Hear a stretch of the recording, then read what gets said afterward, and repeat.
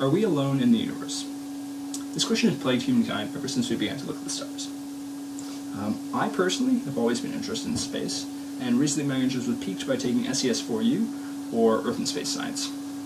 One of the more interesting topics that we covered in the course was the Fermi paradox.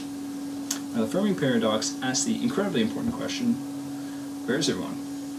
Despite what should be fantastic chances of having contact with massive alien civilizations that have already colonized the galaxy, we have no such evidence that any extraterrestrial life actually exists.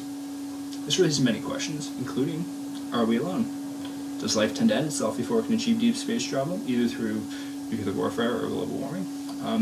And are natural extinction events more common than we might think? Even, is there a super intelligent life form that kills off developing civilizations to maintain a monopoly over energy or space in the universe? These questions matter because they could be potentially incredibly important as to how we maximize our chances of survival out in the universe. So the three videos I watched all talked about different forms of alien life and different ways to detect this life. And while I found all these videos fairly interesting, the one that intrigued me most was the third video I saw, which was by Penelope Boston. It talks generally about space and searching for different forms of life, but her video also talks about the exploration behind discovering life on Mars and different ways in which we are trying to search for it. Now, this all pertains to the points I'd like to make, and will also be easiest for the audience to grasp, since most people have a fairly basic understanding of humanity's different efforts to try and find life on Mars. This video is also the most exciting of the videos I watched because it presents evidence for extraterrestrial life that's very, very close to home, and also predicts it to be found quite soon in the future. Now, the TED Talk, There Might Just Be Life on Mars, by Penelope Boston, a professor at the New Mexico Institute of Mining and Technology, covers a fairly wide range of topics. While Boston may veer around and talk about some different things, it's clear that they all have one thing in common, that there is very likely life on Mars. Despite what Boston ends up talking about, whether it's caves, various organisms, or even hopping microbot swarms, it always comes back to talking about the various ways that life may live on Mars, or the best way to find it. She also makes it very clear that if we were to find life on Mars, then finding it underground or in a cave network is probably one of the most likely places we would see it.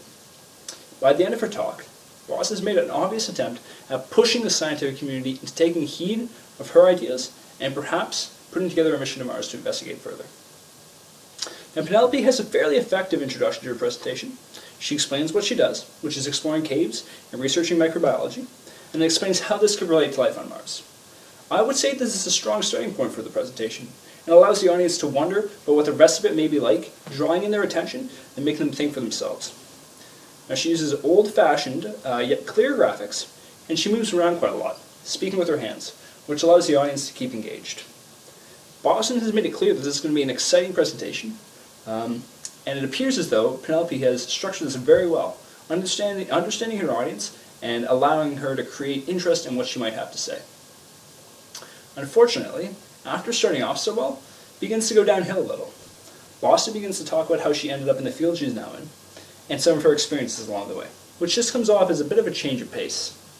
While Boston has had an interesting career, for sure, this is not what the audience has come to see, and it feels as though they lose some of that initial wonder and interest. This is really not an effective time to talk about this, and it is a classical mistake. Audience interest peaks at the beginning and the end of a presentation, and so showing that you mean to wander off topic and talk about something that has no relevance to the original message is not the right thing to do at this point in time. I would suggest jumping right into the more interesting parts of the presentation and leaving her experiences for the end. Luckily, the presentation picks up after this. Boston shows the audience that how she looks at Earth, not just as her home planet, but as another one of the millions of planets in our galaxy. This is important, and it allows her to begin to address new ideas and talk about how the interesting microbiology found in caves on Earth could actually be very similar to what we might find on Mars. This new revelation, along with some strong word choice and looking directly and addressing directly at the audience, and some interesting slides, brings the attention and interest of the audience back to her. The rest of the presentation is just like this, with some minor dips along the way, though for the most part, Boston remains on topic, changing to subtopics fairly often to ensure that the audience is not bored and that they learn something. So, in conclusion, Boston's presentation is fairly well done, with some minor blips along the way. She has very good slides. She keeps the audience engaged with new material. She makes sure that she is clear and concise about her work. The only problem that Boston has is she sometimes gets sidetracked, and she has a bit of a monotone voice. By fixing these few simple things, this presentation could be much more captivating and interesting for the audience, and would allow her to get her message across much more quickly. The subject of whether or not life exists on Mars is a hot topic for scientists. Some, such as Penelope Boston, believe that there is a 25 to 50% chance that we will find life. But there are others who believe that it is impossible for life to exist on any planet but Earth.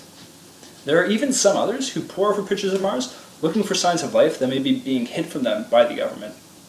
These people are often not taken seriously, though the entertainment media is low to draw attention to their ridiculous claims. Clearly, there are some extremes, but they're all very prevalent sides of an argument over whether or not humankind should really be spending so much money on scientific missions, which often have the side goal of looking for extraterrestrial life, to the red planet.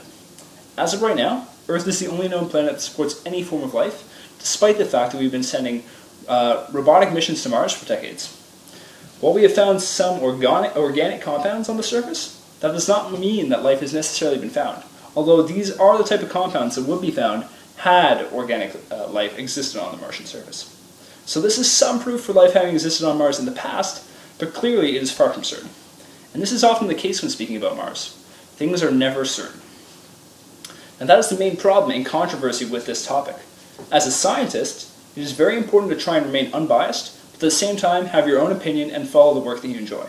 This is a very good thing for science in general, because it means that the public gets more accurate results that haven't been tampered with or presented in a misleading way.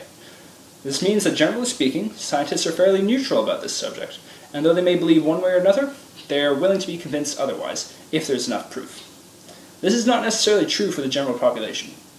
Many people, unfortunately, believe in these so-called conspiracies, which are often backed by minimal proof. The creators of these conspiracies prey on the uneducated. For example, back in August of 2014, NASA released a photo of a rock on Mars that looked slightly like a human thigh bone.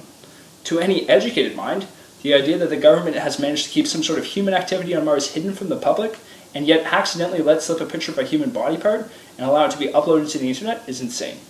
Unfortunately, these conspiracies show up in nearly any project that NASA undertakes, from moon landings to simple rocket launches to the contrails from their aircraft.